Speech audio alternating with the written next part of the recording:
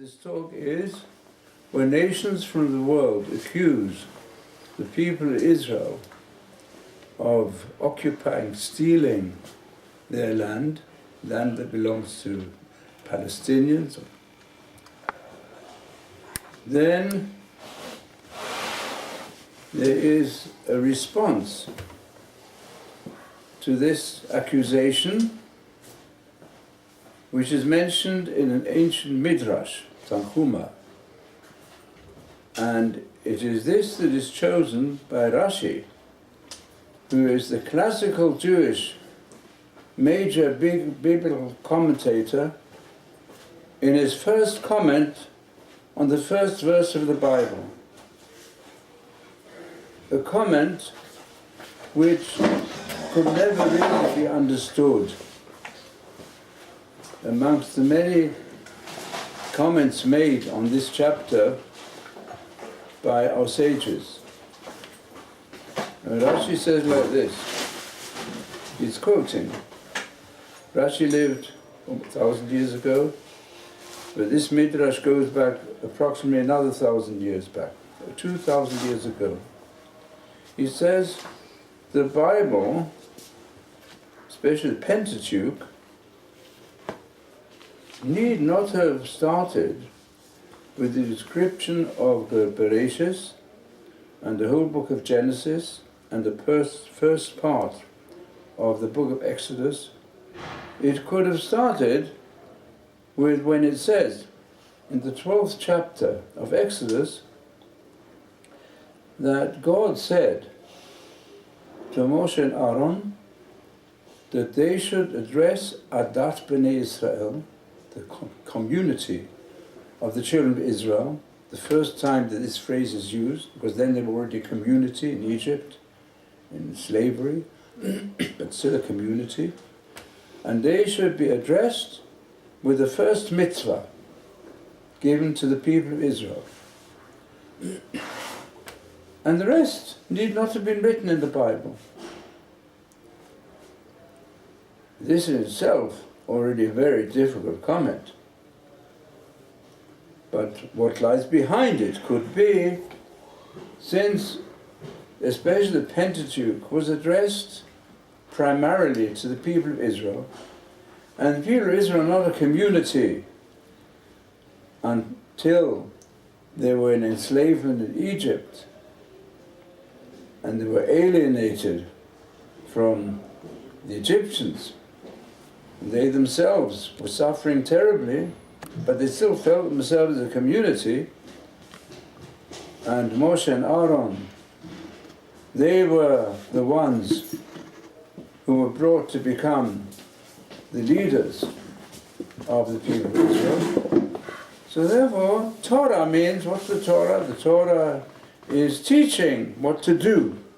What is the obligation of the tribes of Israel. So the rest is not important. So it would appear. And needn't have been written in the Bible. And then, but the Midrash continues. Why was it written in the Bible? From Genesis till the 12th chapter of Exodus. Because there might be a time when the nations will say to the people of Israel,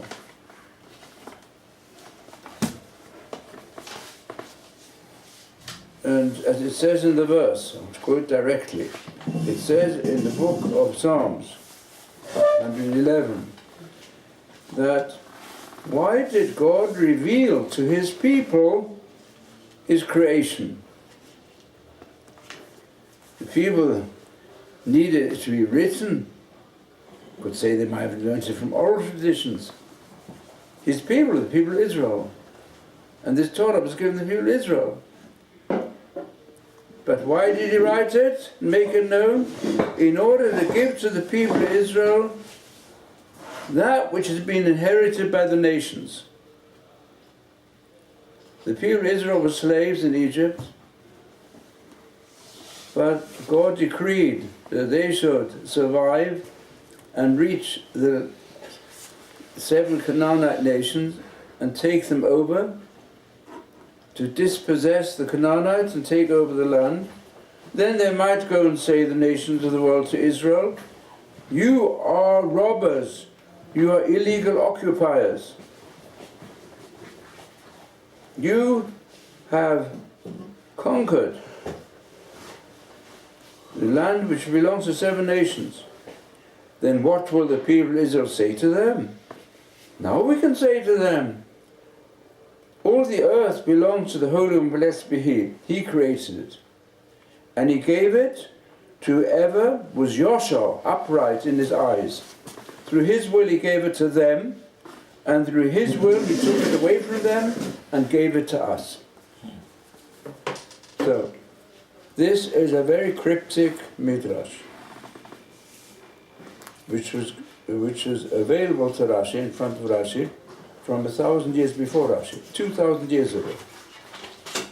And there are many other midrashim who give other reasons, very good reasons, why we have to have it written in our Torah that God is the creator of the world, and God decides what happens in the world. He's also got providence and describes the whole development of how nations develop. So this is a complete disregarded by Rashi. He brings this. You can't say Rashi knew many midrashim. And in fact, Rashi in his commentary in Genesis and in Exodus, he brings many that would say there's another explanation why we have to have Genesis. So it's very difficult on Rashi. Another difficulty is if it really applies to the Canaanites, who amongst the Canaanites would accept the Bible? Which of the nations who object? The Canaanites. Why did the people of Israel and their God allow them to go and drive out our peoples, 7 nations? So the answer is, we give the answer, we say, well, God created the world. But did they believe in that God? Did the nations of the world believe in the God of Israel? Did they, even many of them, although it's true that we see before Moses died, he had the Torah inscribed in 70 languages.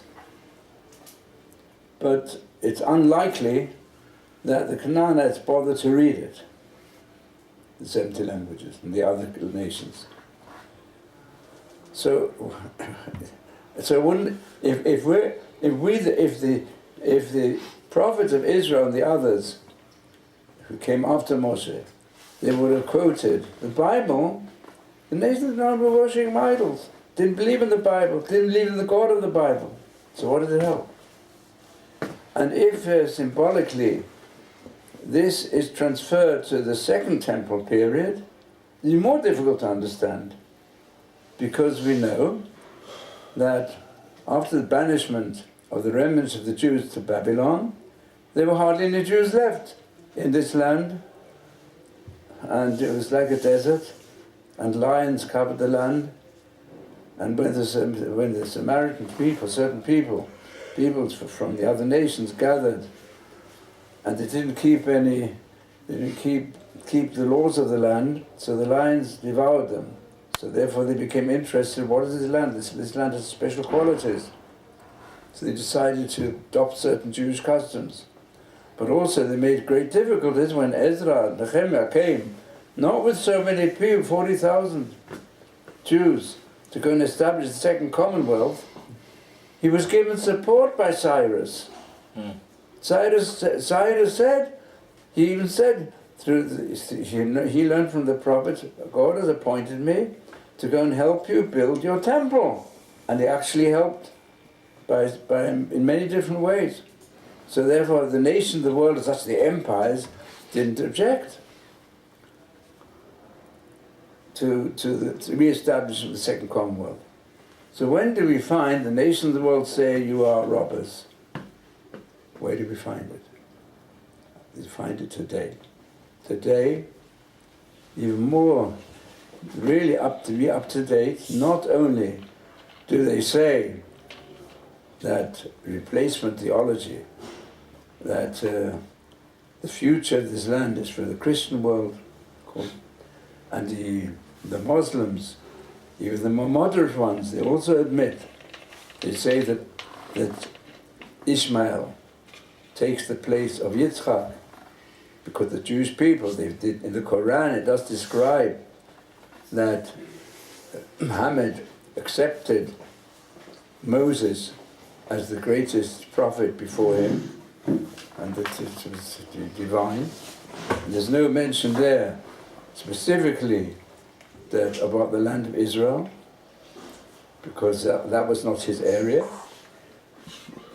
But their concept is, the basic religious concept is, that even the promises made to Abraham and to Yitzchak were dependent, in particular the more moderate ones, were dependent upon the people of Israel keeping all the commandments. And if they don't keep the commandments, they have to be banished from the land, as is mentioned frequently in the Bible, in all the prophets.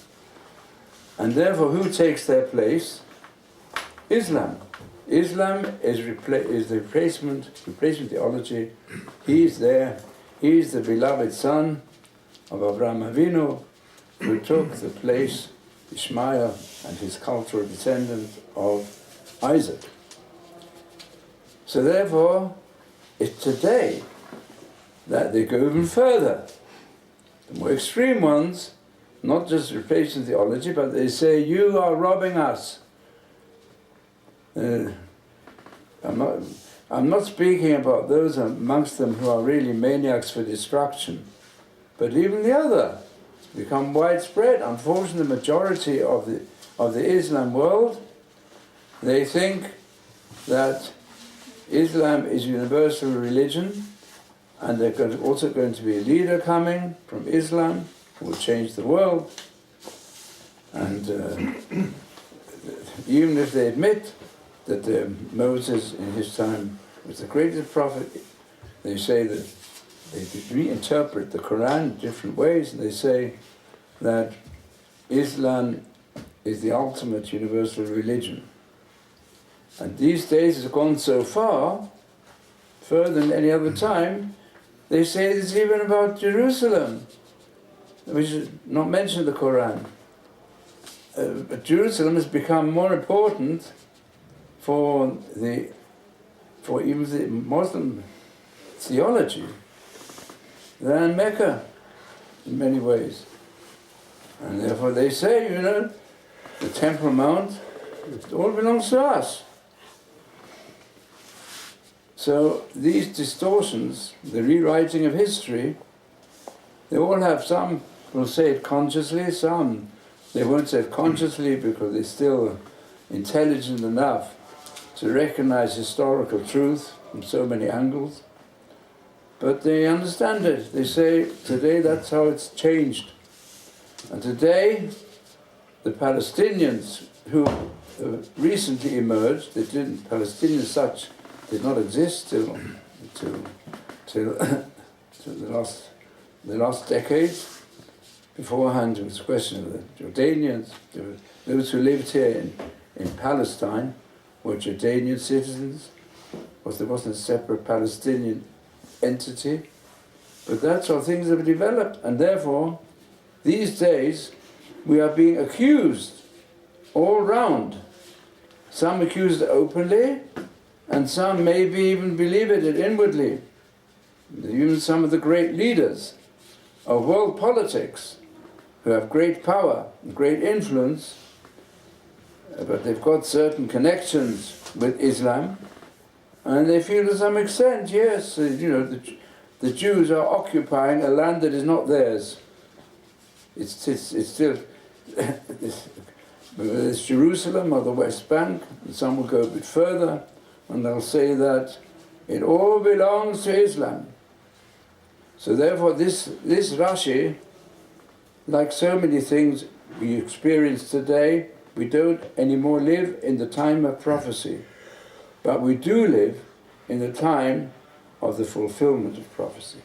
And just as I've shown in many details how the Holocaust, for example, which is a recent event, how it is written, if you look more carefully, in a more literal fashion than was ever explained in the Chumash, in our Bible, in the Torah, in the Pentateuch.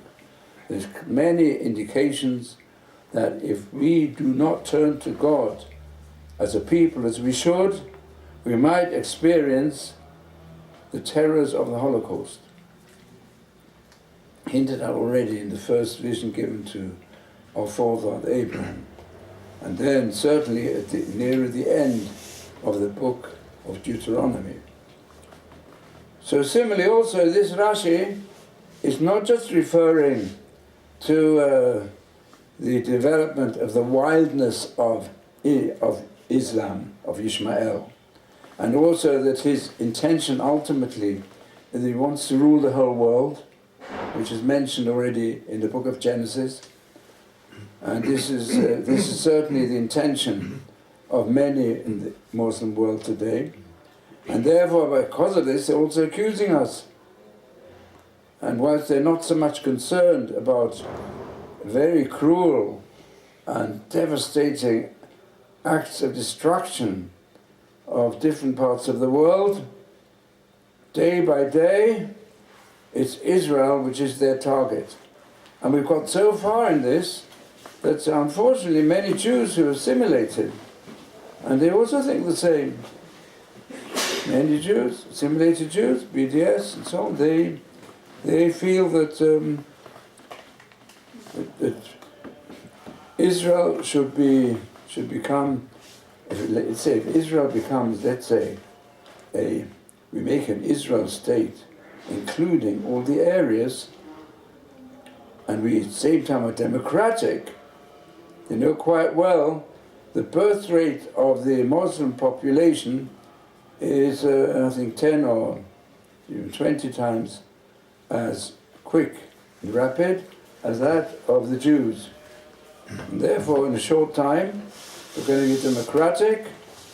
We may likely to have a Muslim society in which the Jews will be a minority.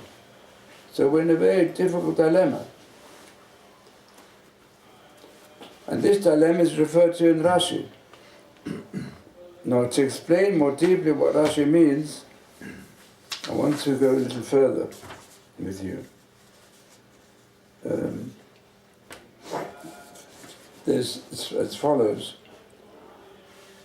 If you go back to the Balfour Declaration, which even some of the greatest religious leaders of Jewry recognized, as I use the Chofetz Chaim's expression, as a smile from divine providence to the people of Israel. What was it based on? Why is it that we were able to establish a state here? Well, it started with the Zionist movement, which is very much appreciated by the British mandate. The League of Nations gave it to Britain. But Britain, they still had, at that time, great knowledge and acquaintance also with the Jewish Bible, with our Tanakh, and therefore they said, let the Jews have their part. So as a result also, let us say when Ben Gurion in pre-state days, and there was established by the League of Nations the Peel Commission, under Lord Peel, representing the League of Nations, the British mandate, and there was a discussion how much of the land will go to Jordan, how much land will go to us. That there was no Palestinian representative, didn't exist. It was Jordan. It was Jordan. What part should be given to whom? So Lord Peel, at that time Ben Gurion was the head of the Vaad Leumi, of the national society, the national organization which preceded the state of Israel. So he was able, because he was a person who knew the Tanakh, the Jewish Bible, and he loved it. And when when I came into Israel first, he was still the Prime Minister, and he had every Shabbat, he had in his, had a hall in Jerusalem, where every Shabbat he had a person to teach some passage from the Tanakh. When he went to international representative nations, also when the Peel Commission was established, so he said no. He said our land contained. I said our land from history, from the Bible, and our land is much further than what you want to give us. You just want to give us a small part, as it was discussed then. So, and he spoke quite strongly. So Lord Peel said to him, you know, you're not conducting the proceedings here, sorry. You've got no right to go and put forward all these claims that you want a larger tract of land that we want to give you. So he took out a Bible from his pocket and he quoted, "Thus says the Lord, to you and your seed I'm giving you the land, at least all the land which is west of Jordan, but originally even more, but at least west of Jordan, that belongs to us." So Lord Peel said, so what did he say? He said like this. He said, I'm bringing out here a chart which goes back almost 4,000 years, when it was declared to our forefathers. And I'd like to ask the honoured Lord that, you know, you think that England belongs to you. So you have a chart, the Magna Carta, which goes back a little less than 1,000 years. And on that, the Magna Carta, you base the fact that you drove out various tribes, the Celtics and others, and took hold of that land. Until today, it's your land. But what's your chart? 1,000 years. And here I'm bringing out a chart that goes back almost 4,000 years. So Lord Peel was quiet. He could talk like that. It worked. Then it worked. But I'll tell you, let me go a stage further. When there was a question, Israel had declared itself as a state, who was going to support Israel? So of course, we first of all turned to our good friend, Uncle Sam. Unfortunately, Truman was under enormous pressure from all the countries that produce oil. He said, you know, you shouldn't recognize the state. We Arabs don't want it, not the way they've done it, not this manner. And he had a strong, then at that time, some already called themselves Palestinians or Jordanians. They said to Truman, if you recognize the state of Israel, we'll cut our oil supplies. It's already hinted in Yador Bakol V'Yad Kol Bo by Ishmael. So he was under big pressure. On the other hand, he also felt that Jews really deserve a national home, especially it's after the Holocaust. Many Jews said, where can we go to after the Holocaust and be secure? So he felt even more than at the time of the Balfour Declaration that it was the right of the Jewish people to have a home somewhere, instead of having to go from nation to nation and suffer. So who went to see him? Chief Rabbi Herzog. And he went with his son Yaakov, who was also a very learned man, and you and Rabbi Herzog also heard. So what did Rabbi Herzog do? He said to Truman, when they discussed this question, he took out an English Bible and he read the last words of the book of Chronicles, where it says that I, Cyrus, have been appointed by the God of the universe to allow and help the Jewish people to go back to their land. Mi vachem v'ya'al. Anyone amongst you of the Jews, please go. And he gave support. So he said to Truman, if after all the different tribulations of this nation, they've gone through so much suffering and now the Holocaust, and many of them risked their lives to try to come to their homeland and establish it. So if you will go and recognize the state, you'll go down as the second Cyrus. So he started crying. I heard the story from an earlier president of Israel, who was to give a shir to, it was so widely known. And the next morning, he recognized the state of Israel. So it worked. But then the state became established, and I'll tell you what happened with Chaim Herzog. Now Chaim Herzog, he became a bit more, he mentioned, well, but he did not go entirely according to the way of his father, but he was a very good diplomat, a top diplomat. And he was chosen to become the Israeli representative of the United Nations. And then there's also a discussion, the United Nations, whether Israel, what are the rights of Israel on the land. So Chaim Herzog also quoted the Bible. And there was also the UN representative of Saudi Arabia, called Baroshdi. And he said to him, you know, all right, God made an agreement with you, with the Jewish people, that the land should belong to the Jews, to the people of Israel. But there was a condition attached. So you have to keep the condition.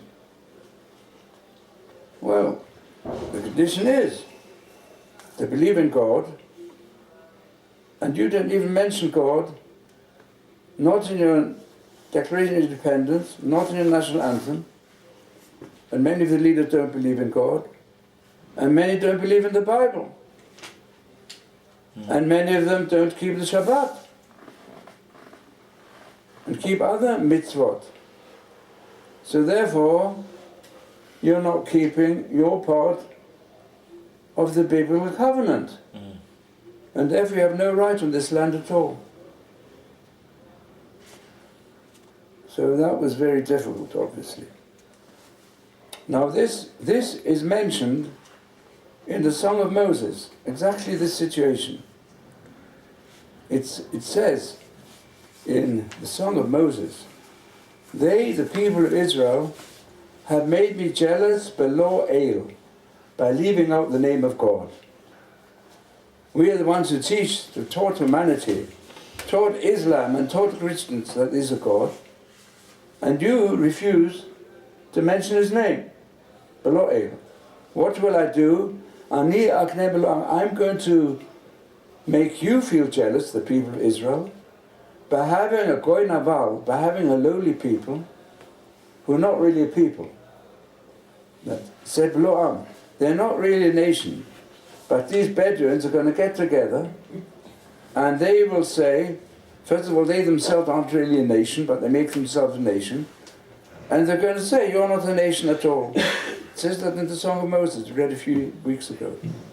Exactly what happened in that illustration of Chaim Herzog, which is happening constantly. When there was the peace conference, where the President of America, the King of Jordan, and the Jewish leaders, and the Muslim leaders, a very nice peace conference. And from Egypt, they all came to an agreement. So my friend Rav Simcha Cook, the chief rabbi of the Churva and of the Chovot, he was present, and he told us this during the conference. He mentioned it, that he asked some of the religious leaders who were there of Islam. He asked them, you know, in the Quran, it does not mention that Islam has to rule this land of Israel. The holy place is Mecca, and Jerusalem is not mentioned. And really, like it's also there's a Graf Palazzi, the head of the Muslim community in Italy, a professor of Islam at Rome University, he thinks the same. He says the Quran, if you read the Quran objectively, without the distortions, without the various editions which have been developed, which are more anti-Semitic, it's pro-Semitic, and believes that this land is for the people of Israel. They're given different lands. So what did they answer him? They all answered, look who is sitting there on the top dais, representing the state of Israel. Do they believe in God? Do they believe in the Bible? Do they pray to God? Do they put in the phylacteries? Do they keep Shabbat and the festivals? Same thing. You can't, and that is the reason why today you don't hear that at dramatic discussions concerning the future and the rights of the people on this land, the Bible is hardly ever mentioned.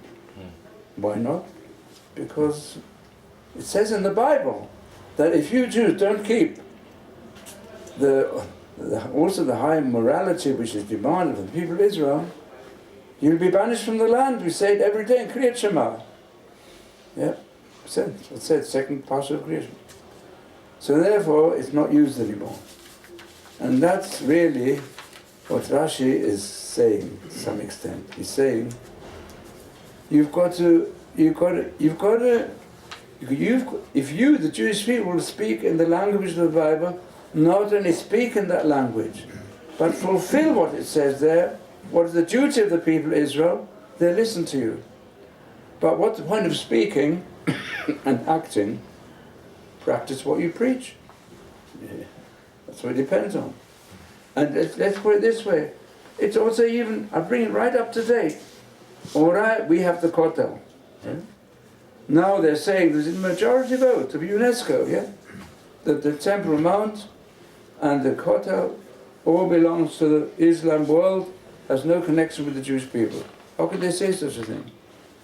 But what they're saying, let's hear what they're saying. They're saying, there's a law, they also know, there's a law that a Jew is not allowed even to go on the temple site or on the Temple Mount unless he keeps a high level of purity.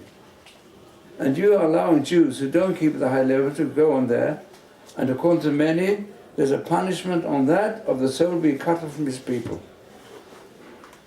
So if you can allow that, how can you say the mountain is yours? You don't even keep what it says about the mountain. And we know, if you want to know, it's not only the chief rabbis of today. From Rav Kook himself said, it's forbidden for Jews to go on the Temple Mount. He was the most Zionist chief rabbi, so it's forbidden. So if you're going there, it means you're going there for political reasons. That political reasons is a different story. Politically, we'll fight you, you know. But if you go in truth, what does it say in the Torah? It says, the greatest danger facing the Jewish people, as we say, do not say when you have victories and when you're strong, it's my strength that did it. Because they're the smallest of the nations, because the covenant God made with our forefathers, and that He wants you to fulfill that land. It should be a holy land. If you make it unholy, you've got no right on the land. So, no right on the Rabbi. So, in other words, our claim to this land should be biblical and not political. That's what it said. Your claim on the land shouldn't, it says expressly, don't transform the biblical covenant and message of the Bible with power politics, way out for power. The individual, the Jew, in fact, has to work hard. He should not become addicted to the instinct of self-assertment and personal power. The whole Torah goes against that. It goes against even more further national ego. Don't develop a national ego that I'm the best country and I have the best things and I've done all this. I've got a better weapons. You know, for a certain time, or you can get away with the Jewish mind. But there comes a time when they overtake us. There used to be a time when Jewish people, also in many places, have the highest level of intelligence, high ratio, that goes to the Torah. We all know that goes to learning Torah. Once you stop learning Torah, the level of education in Israel has dropped to the lowest level, except in the Haredi schools. But otherwise, it dropped tremendously. We used to have a value of concern for the poor. Individually, Baruch Hashem, that still exists amongst nearly all Jews. But politically, why are we on the lowest level, one of the lowest levels of poverty in Israel? I mean, what's going on here? When the state started, it was better. We're going down now, we're going on a slippery slope. We once had the highest level of where we thought after the Six-Day War, which was a miracle from Hashem, miracle from the Almighty, we thought, that shortly afterwards, even the biggest politicians said, this is the day that the Lord has made, let's rejoice in it. They said explicitly, but they forgot about it.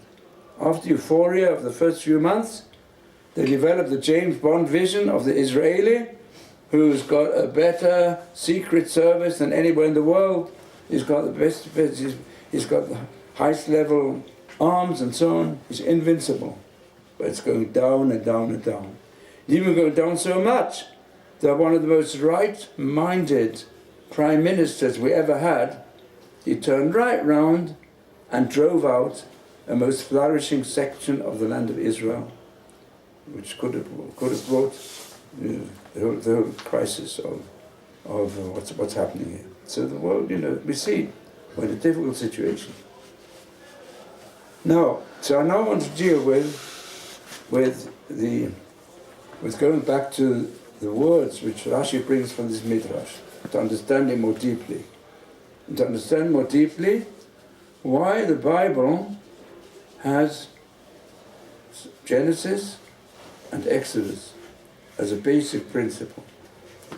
There's another name given to the book of Bereshis.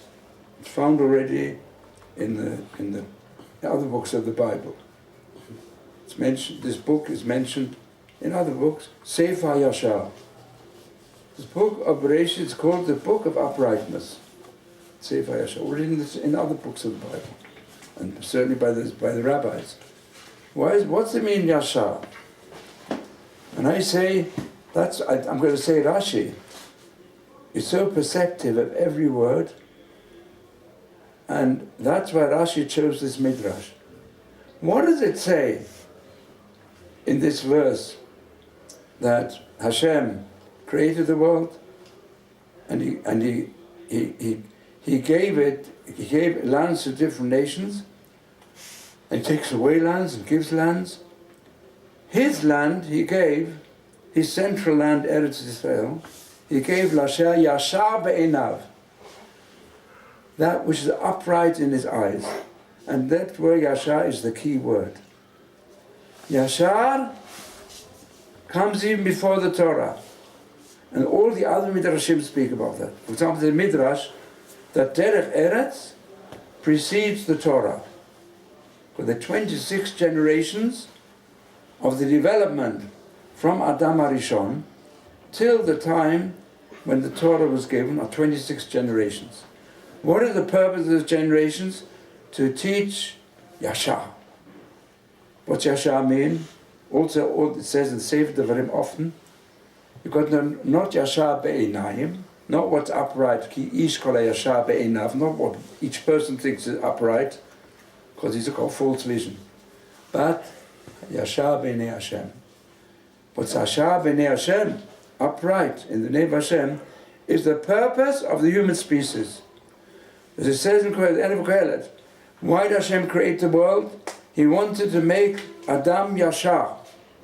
He should be straight. That means man has been given a divine image. How does he develop and sustain the divine image? by developing his midot, his character. And this is developed as such great leaders of our nation, spiritually, like the Rizal, and also Chaim Volozhin. They say, midot come before mitzvot. Improvement of character comes before fulfillment of mitzvot. And the purpose of mitzvot is to improve character.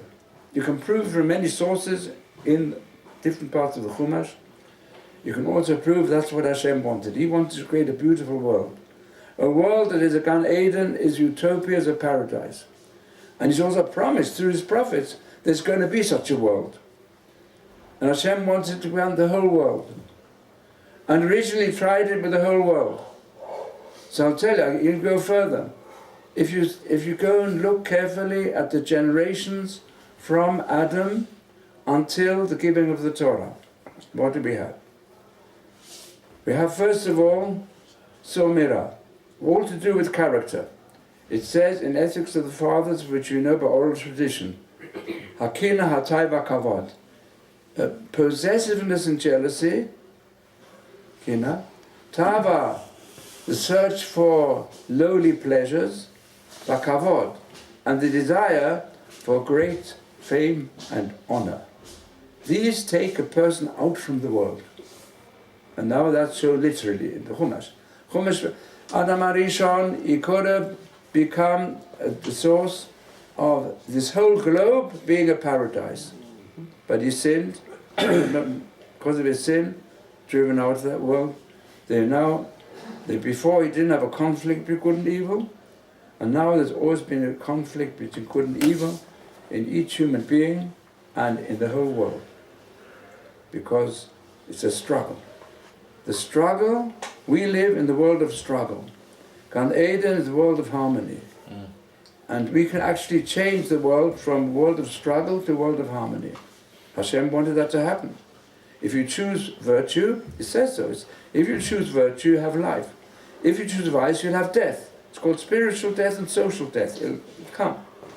So that's what it says frequently in the Bible. So therefore, the first generation after Adam, Cain and Abel. Cain, it was the concept of kina, jealousy. It's all jealousy. Through jealousy, Cain killed a quarter of the human population, his brother. So that was kina, which was endangering the whole species. Because Cain himself had to wander around, nothing left. But then he had another son, Shet. Shet means now we have the foundation of the world. But what happened? Then the 10 generations went down and down, more and more immoral. And they said, what did they follow? Then came the Mabul. The generation of the deluge, it says, apart from enormous sexual immorality, there's also social corruption and evil homos govern society, because when human beings just follow their appetites themselves, whatever they want, they seek pleasure, then ultimately it will come to social and corruption. Social corruption being such, there was no society left, and only Noach remained, one person. So the rest of the world was destroyed. I said, that's Taiva. Taiva, the search for pleasure, brought mankind to its end, except for Noah. What happened later? Later they said, they became strong, united, and they wanted to make Nazilan Hashem. They said, okay, maybe there's some almighty power, but we think if we get together, we can be stronger. In fact, you want to understand the Tower of Babel, so you have the same type of approach adopted by communism. They said, we don't believe in a God, we believe in, yes, you can't have real power of individuals, but all the state, you make the whole state like a machinery, like George Oswald. George Oswald Society is much the society of the Migdal, the Tower of Babel.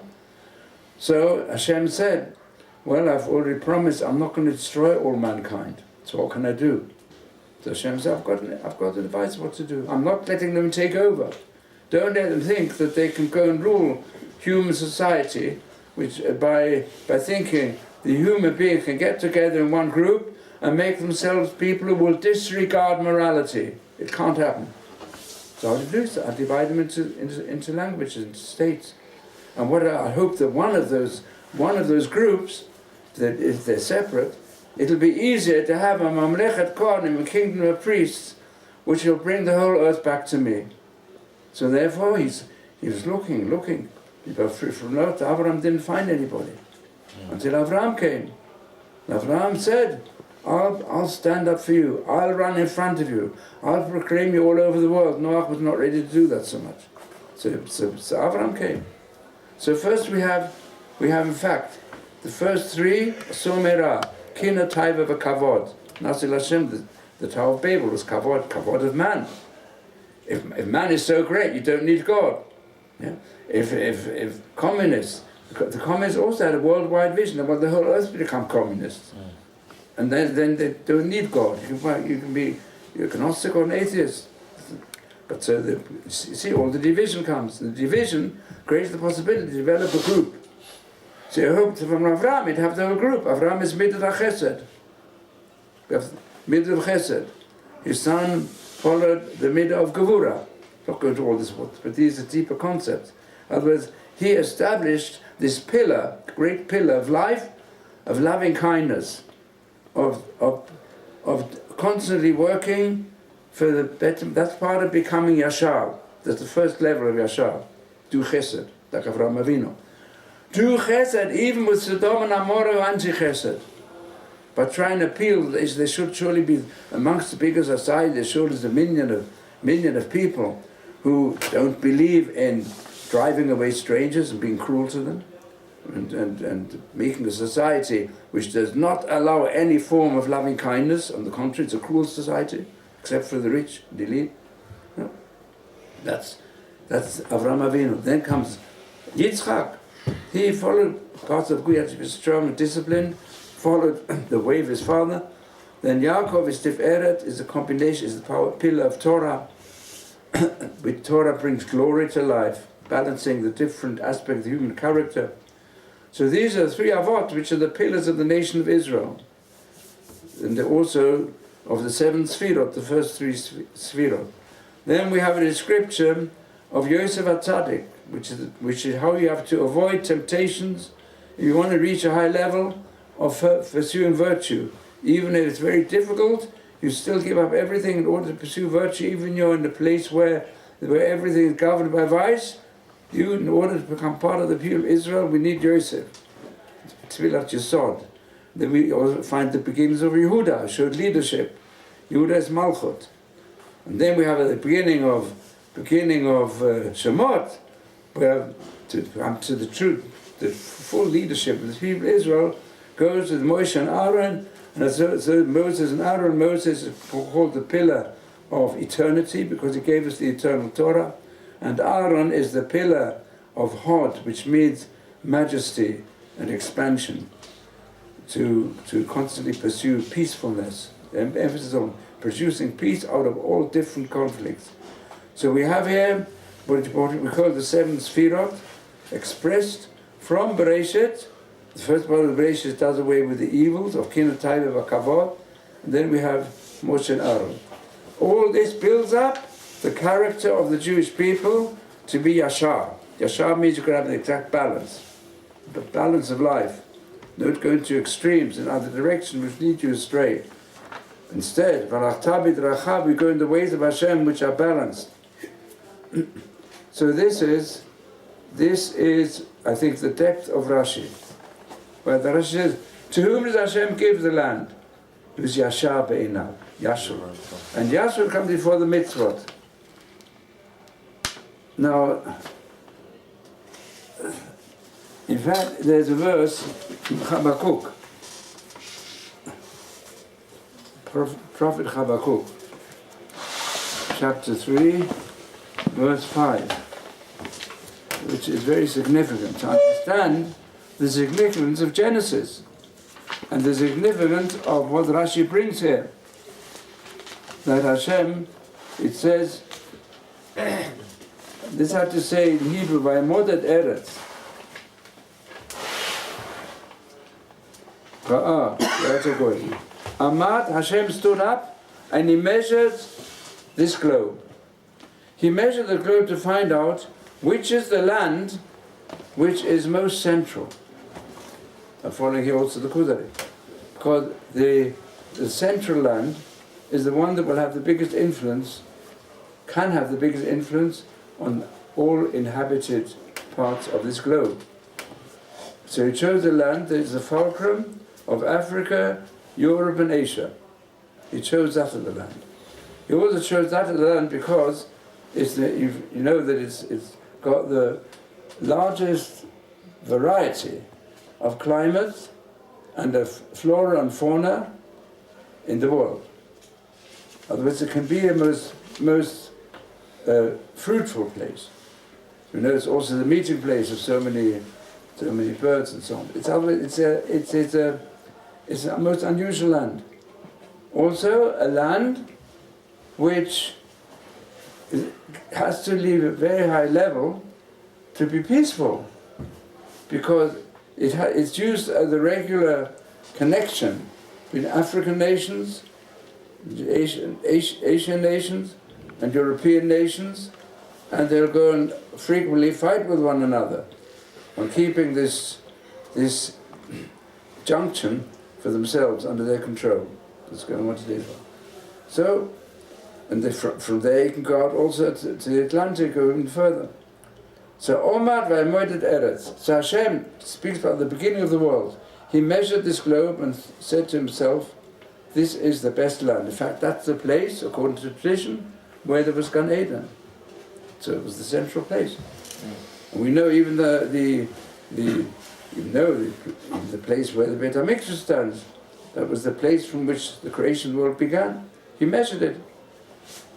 Ra'o, he saw, Vayata Goyim, and he made the nations of the world, he made them ownerless. So the Gemara brings this as well, that what did he do with the nations of the world? Hashem was keen, this should be the center of the world, as is described even on the building of the United Nations, where it says the United Nations, from all nations of the world, put on their building the quotation from Isaiah, what's going to happen in the end, where it says many nations will come, and they'll come to Jerusalem, and they will quote it more directly for you. So what will they say? That this is the place which was chosen by God. He said, it shall come to pass in the last days, which was already intended in the first days, that the mountain of the Lord's house shall be established on top of the mountains. I mean, spiritually, it'll be higher than Everest. Even if you come to here and you go to the Yam HaMelech, the Dead Sea, you're still going up. It's the language of the Bible, it's constantly going up to the land of Israel or going down from the land. Because spiritually, this is the top. It shall be exalted above the hills, and all the nations shall flow unto it. And many people shall go and say, come and let us go up to the mountain of the Lord, to the house of the God of Yaakov, and he will teach us of his ways, and we will walk in his paths. For out of Zion shall go forth Torah, and the word of the Lord from Jerusalem. And it says, that what will they say? They shall beat their swords into plowshares, their spears into pruning hooks. Nation shall not lift up sword against nation, neither shall they learn war anymore. And that can be fulfilled. That can be fulfilled if we fulfill our part. We've got to keep alive the holiness of the mountain of the Lord. We've got to know the teachings. That's the real purpose of Israel, according to the Bible. That's biblical mapping of history, of the past, and of the future. And now we're stuck in the present. So we see from here, now this goes together. The Midrash gives the following, I'll give you a parable from Midrash on this verse. It says like this, it can be compared to a king who's got huge stores of grain, and also huge stores of gold and silver and great valuables. So he puts one person over the grain stores, another person over the stores which contain the highest value. So the one over the grain store said, why don't you let me change over with him? Why is he better than me? So he said, well, you're not suitable for the other one. Can't trust you there. You have to have there's so much for you to do, and can't rely on you. For the grain, okay, that's good enough. This can be compared to the way in which God gave the nations the Noachide code. And he said to them, you keep the Noachide code, and you'll be on the same level as my people. You'll be, the people of Israel, given the Torah, they said you should be a kingdom of priests. In relationship to the nation of the world, the Jews will be your priests and your teachers, as described here. They'll be teachers. They'll have the land, which is intended mainly to give moral teaching to all mankind. It's a big task, but they've got the potential. I know they've had the ups and downs, and unfortunately they're all scattered, and many of them still, but the time will come when there'll always be a group which will keep alive the true mission of the people of Israel in the land of Israel. And in the end, they'll be able to fulfill it. And they'll have to go through many trials to be fit for such a task. So this person who's looking after the valuable museum, he's had all courses, how to look after jewels, gold and silver. He's an expert on many different antiques and so on. But you don't know, you have no education. I can't. You haven't been educated. So similarly also, Vayata Goyim, Hashem said, well, what happened?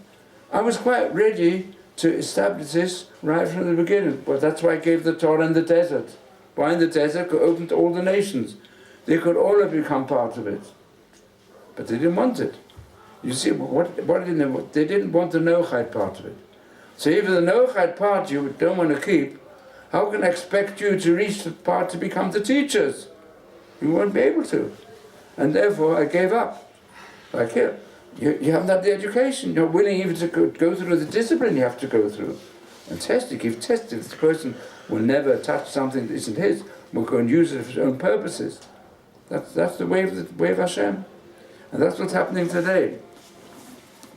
So this is the whole situation which we're faced with today. So now we can look forward. If we give thanks to Hashem, there's an increasing number of Jews all over the world who are dedicating themselves to Torah. Let us hope they will come here to the land of Israel. That is one of the most important mitzvot of the Torah in every way, and here establish in the Holy Land a holy nation that will be admired by all human beings, and even those who unfortunately under such an environment, and also personally even addictment through their bad education, but they recognize that moral education is that which brings people to the highest level. They'll go back to keep the Noachide code in full and respect the people of Israel. So in this way, we will see the fulfillment of what is said by the prophet Zephaniah, who says, he says at that time, we say it every morning, this part. It said that I will set up the Tila or L'Shem of Siv Eretz. I'll set up the people of Israel to have a good name all over the world. And that time I will gather you together, Avi etchem, Katzi etchem, because I will give you L'Shem Tzil B'chol Amei Haaretz amongst all the nations of the world, and bring back all those who have been in captive amongst the other nations in front of your eyes. When you're given the chance to come back to the land of Israel, come to the land of Israel to learn the covenant which God made with the people of Israel in the land of Israel in order to bring peace to the world. Because it says, or further in Zechariah, in another verse, which is of great importance today, when Zechariah says that there will come a time when many nations will come, Levakesh, to seek the Lord of hosts in Jerusalem. And he says, in those days, 10 men from all the different languages of the world, that meet different lifestyles of the world, they will grasp hold of the corner of a Jewish man. They'll say, we want to go with you because we heard that God is with you. So the sages say, what this means, that, why use this example? The corner of the garment. Well, we have the tzitzis on the four corners. That's when we say in the morning, gathers together from the four corners of the world. In other words, why did God disperse the Jews amongst the four corners of the world? Part of it being, every curse has it in the blessing. It's already intended also for the good. It's been very difficult. Even today, Jews in all corners of the world.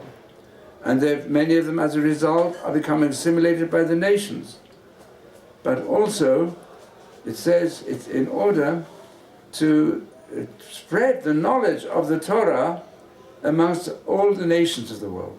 And today it's reached the stage that all the nations of the world, they know the Torah in part. They see Jews. Some they're fortunate enough to see Jews who represent the Torah of the Jews and are representatives of the God of Israel. And that's his hope, that through the spreading of Torah all over the world, this will make it possible for people, whatever language they have, to understand something about how to pursue virtue. Because this is the main problem of mankind. We know today that those who follow vice, it means death. It means death philosophy. It means spiritual death. It means an empty world, a world with no meaning. Well, for us, everything has meaning, from the beginning to the end. And that's what mankind is looking for, meaning. And we have it.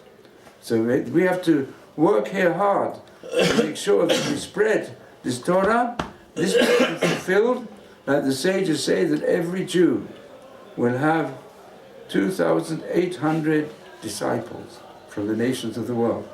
Because if you've got 10 representatives of each of the 70 nations, and multiplied by 4, that's the number that you get. So we've got to prepare ourselves to bring in so many Jews, so many of the Jews who want the lost tribes, they'll also come back. So in this way, we look forward to the time when we'll see this fulfillment, and the sooner, the better. We all hope it will take place in B'Yameinu, B'Shana Zu, and this year. Amen. Amen.